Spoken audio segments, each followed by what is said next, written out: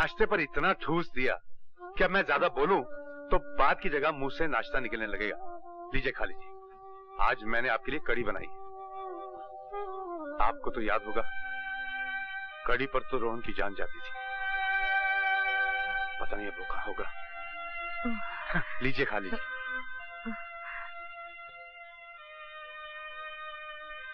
अच्छा,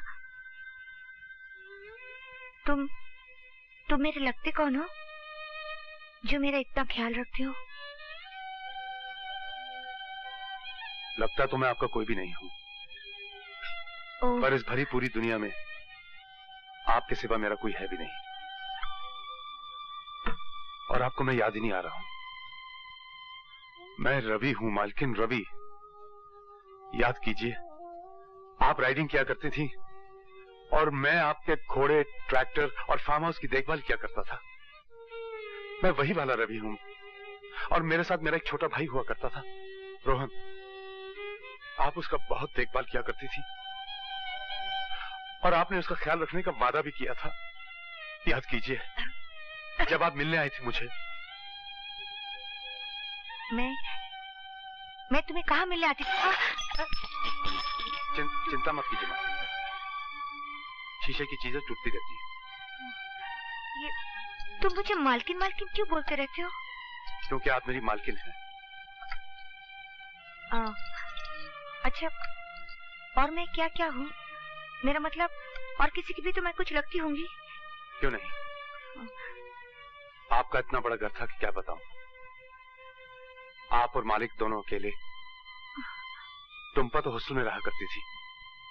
ये टुम्पा कौन? नमस्ते। नमस्ते। मैं स्टूडेंट्स की किताबों का शुक्रिया अदा करने आई थी। बैठी ना। और हाँ, ये बिल्कुल वैसी किताब है, BAT bat, CAT cat, RAT rat, जो आप मुझे पढ़ाया करती थी। और ये रैट तो आपने झल्लाकर मुझसे 100 मर्तबा लिखवाया था। और आपने कहा था कि Ravi, You are a rat, तुम चूहे हो। Excuse me और pardon me, ये भी आप कहा करती थी। आप कहती थी कि रवि, किसी की बात काटनी हो तो पहले एक्सक्यूज मी या पार्डन मी कहा करो। बात कोई खास नहीं कि खुरपी उठाई और काट दी। मेरा सर फटा जा रहा है, मुझे परेशान मत करो। मैं खुद चाहती हूँ कि मुझे सब कुछ याद आ जाए, मगर कुछ याद नहीं आता तो मैं क्या करूँ?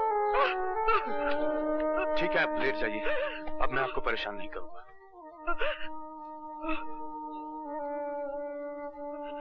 आप बैठिए, मैं चाय बना के लाता हूँ। चाय वाय छोड़ी, मैं घर चलती हूँ। बाहर इतनी जोरदार बारिश हो रही है, आप घर कैसे जाएंगे? बारिश का क्या पता कब रुके। मैं आपको छोड़ देता हूँ।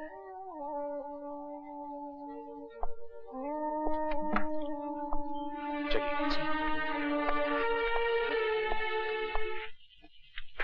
एक बात पूछूं? हाँ पूछो। आप जिन्हें मालकिन कहते हैं, वो कौन है? मेरी मालकिन थी। उनके बड़े से घर में मैं एक छोटा सा नौकर हुआ करता था और मेरा एक छोटा भाई था। आपके भाई कहाँ है? मालकिन की यादों की किसी गली में। और मालकिन? मालकिन और मेरे बीच 12 बरस का एक सन्नाटा है। ना उनका कोई रहा और ना ही कोई मेरा। मुझे सब कुछ याद है और उन्हें कुछ भी याद नहीं। उनकी यादों के साथ मेरा भाई रोहन भी गुम हो गया है। उनकी यादें मिले तो मेरा भाई रोहन मिल जाए। और ये 12 बरस का सन्नाटा क्यों? मैं जेल में था। जेल? गवाहों का कहना था कि मैंने एक लड़की के साथ बलात्कार किया और फिर उसे मार डाला।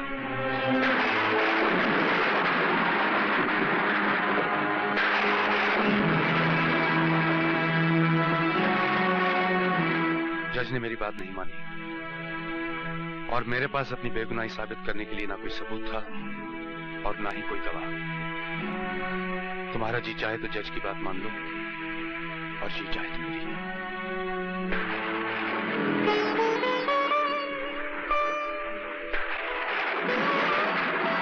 मैं जज की बात नहीं मानूंगी। चलो, मेरी बेगुनाही को मानने वाले एक से दो हो गए। पहली मालकिन और दूसरी तुम।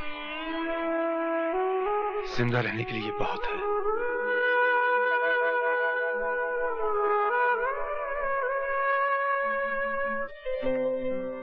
स्माइल, थोड़ा सा और स्माइल करो ना, और थोड़ा सा। तुम मेरी तस्वीर खींच रहे हो या मेरी दांतों की? बात हो गया, चलो चलकर कहीं बैठते हैं। चलो चलो। वासु, तुम मुझसे प्यार करते हो? ये कैसा सवाल है? बोलो ना। हाँ, अपनी जान से भी ज्यादा प्यार करता हूँ, बहुत प्यार करता हूँ। लेकिन तुम मुझसे प्यार क्यों करते हो? क्योंकि तुम दुनिया की सबसे बदसूरत लड़की हो। क्या? हाँ, अरे जो भी मैं कहूँ उसका एकदम उल्टा समझ लेना। मैं तो किसी दूसरी लड़की की तरफ आंख उठा के भी नहीं देखूंगा। सच? सच। तुम वहाँ क्या देख रही हो? वो जो लोग खड़े हैं ना, वो हिंदुस्तान की सबसे खूबसूरत लड़की को देख रहे हैं, जो इस साल मिस इंडिया चुनी गई है। क्या कह रही हो? नहीं नहीं। अच्छा, मैं भी आया।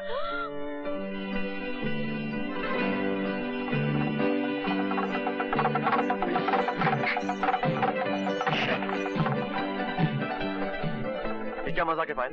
क्यों? अभी अभी तो कह रहे थे कि किसी लड़की की तरफ आंख भी नहीं उठाओगे और मिस इंडिया का नाम सुनते ही भाग गए। तुम सब लड़के एक ही जैसे हो। अब मैं तुम्हारी शक्ल भी नहीं देखूंगी। Good bye mister Gujral. Payal, तुम लड़की में ये तो खराबी होती है, जरा जरा सी बात पे रूठ जाती हो। अच्छा बाबा, मुझे माफ कर दो। अब मैं किसी लड़की की तरफ आंख उठाकर भी नहीं देखूंगा, चाहे वो बंदरिया ही क्यों ना हो। ओह, क्या हुआ? आंखें क्यों बंद की है? वहाँ एक लड़की पास हो रही थी इसलिए।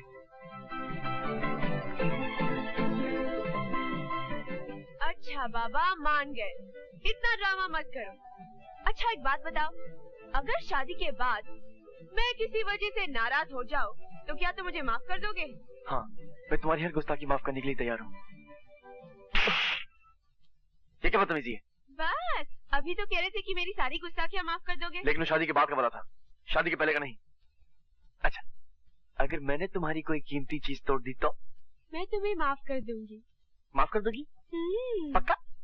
ये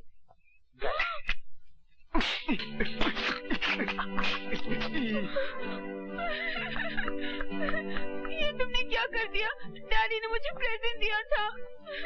अरे अभी अभी तो तुमने कहा था कि अगर मैं तुम्हारी कोई कीमती चीज तोड़ दूं तो तुम मुझे माफ कर दोगी, और अभी अभी तुम रोने लगी। अच्छा। अरे कहाँ जा रही हो? अगर मैं इस बोतल से बियर पी लूं तो आपको कोई एतराज है? वैसे तो मैं पीती वीती नहीं। नहीं, मुझे कोई एतराज नहीं है। एक क्या, तो पी जाओ। ऐसे होना चाहिए। तुम कोई गलती करो, मैं तुम्हें माफ कर दूं। मैं कोई गलती करूं, तुम मुझे माफ कर दो। इसी को तो प्यार कहते हैं। Very good. पियो पियो पियो, एक घुट में पूरी पी जाओ। पियो। हाँ।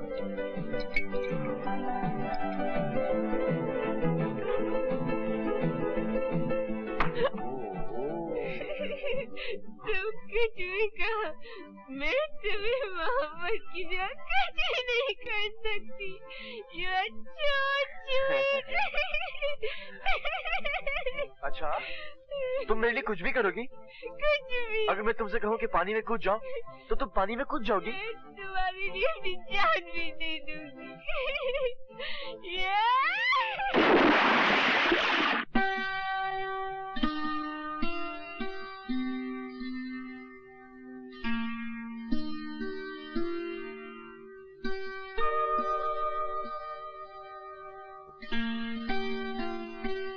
मैं कहाँ हूँ और क्या हुआ? तुम एक डाक बंगले के अंदर हो और जो कुछ भी हुआ उसके बारे में कहते हुए मुझे शर्म आती है। फिर भी बताओ तो सही। तुम्हें बियर नहीं पीनी चाहिए थी, तुम बहुत नशे में थी। मैं तुम्हें पानी में से उठा के लेके आया हूँ। तुम कहने लगी कि हमारे बीच कोई दीवार नहीं होनी चाहिए। मैंने कहा बिल्कुल ठीक है। फिर तुम अपने कपड़े उतारने लगी। मैंने कहा ये दीवार नहीं, ये तुम्हारी ड्रेस है। शट अप, मैं कुछ नहीं सुनना चाहती। फिर क्या हुआ? फिर तुम मेरे कपड़े उतारने लगी। Shut up. सच सच बताओ ना, फिर क्या हुआ? फिर वो हुआ जो शादी के बाद होना चाहिए था। इसलिए बेहतर यही होगा कि हम किसी मंदिर में जाएं और फौरन शादी कर लें। नहीं वासु, मैं अपनी नजरों से गिर चुकी हूँ। मैं मर जाऊंगी। मैं इस बेशर्मी को नहीं बर्दाश्त कर सकूंगी। मैं खुदकुशी कर लूंगी। पायल, पायल, पायल, मैं तो मजाक कर रहा था। कोई आदमी भला अपने ही घर में चोरी करता है क्या? इतना घटिया मजाक मैं तुम्हारी शक्ल भी देखना नहीं चाहती। हाँ? अरे बाप रे। बहुत खूब योर ऑनर। मतलब ये कि अपनी प्राइम विटनेस यानी अपनी इकलौती विटनेस को ये लोग लोकेट करने की कोशिश कर रहे हैं, मगर मैं तो ये कहूंगा कि ये विटनेस लोकेट हो ही नहीं पाएगी, क्योंकि ये बलात्कार हुआ ही नहीं। ये झूठा मुकदमा तो सिर्फ धीरेन्द्र ठाकुर को बदनाम करने के लिए किया जा रहा है। और रही इस सती सावित्री की बात, तो उसका पता तो बहुत से लोगों के पास होगा। आई सबमिट योर ऑनर कि जब तक ये औरत इस अदालत में पेश नहीं की जाती, मैं ये मानने को तैयार नहीं कि ये बलात्कार हुआ। और मेरी गुजारिश है कि इस मुकदमे को खारिज कर दिया जाए। मैं सरकार को 10 दिन की मोहलत देता हूं।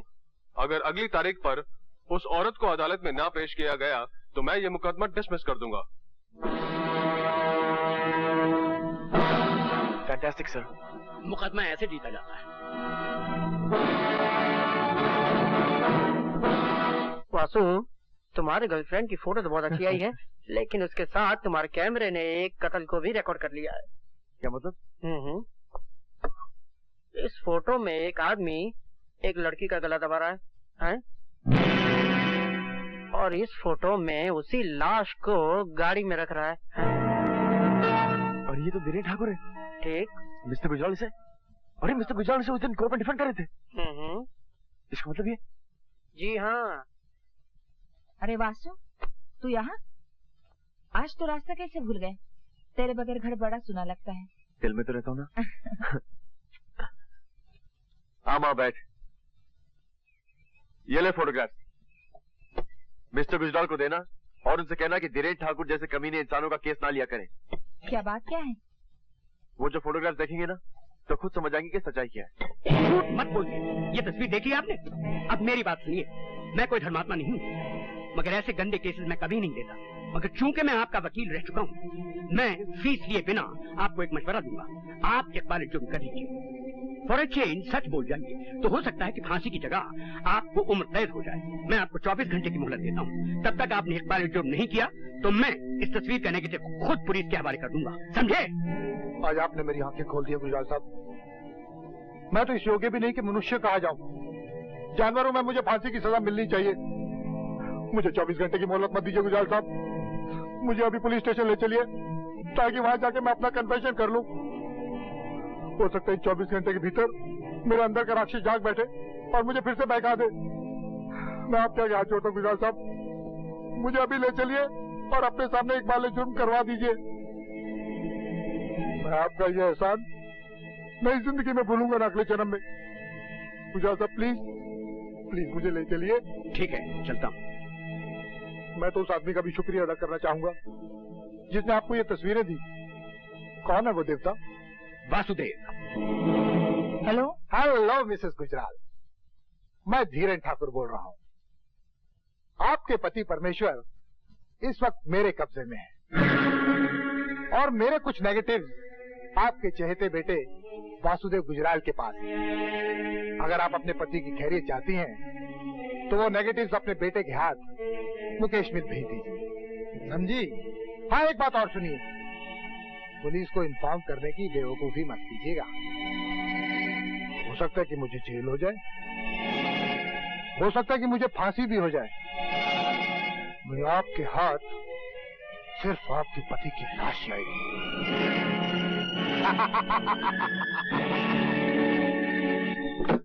लंदन, पेरिस, रोम, शादी के बाद मैं तुम्हें इन सब जगहों पे लेके जाऊंगा। और ये होटल देख रही हो? बड़ी जुई है तुम्हारे सर में। मार दो। ये होटल देख रही हो? यहाँ पर हम रहेंगे और ये बिस्तर, यहाँ पर हम हनीमून मनाएंगे। चलो फोन उठाओ। हटो। चलो उठाओ। हेलो। हेलो वासु। माँ कैसी हो माँ? वासु, मिस्टर गुजराल को उठा लिया गया है और उनकी जान खतरे में है। तुम जल्दी यहाँ जाओ। चलो पायल।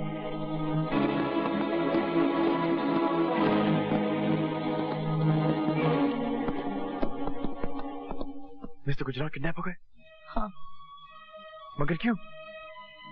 उन लोगों ने मुझे धमकी दी है कि वो तुम्हारे वाले नेगेटिव और उसके सारे प्रिंट्स अगर उन्हें नहीं दिए गए तो वो।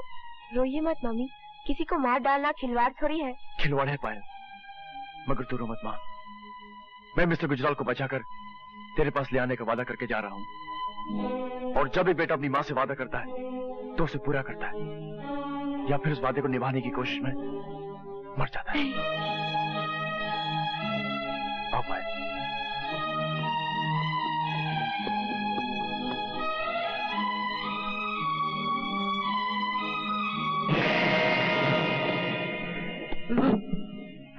अगर वासु 5 मिनट के अंदर अंदर नहीं आया तो क्या हो जाएगा?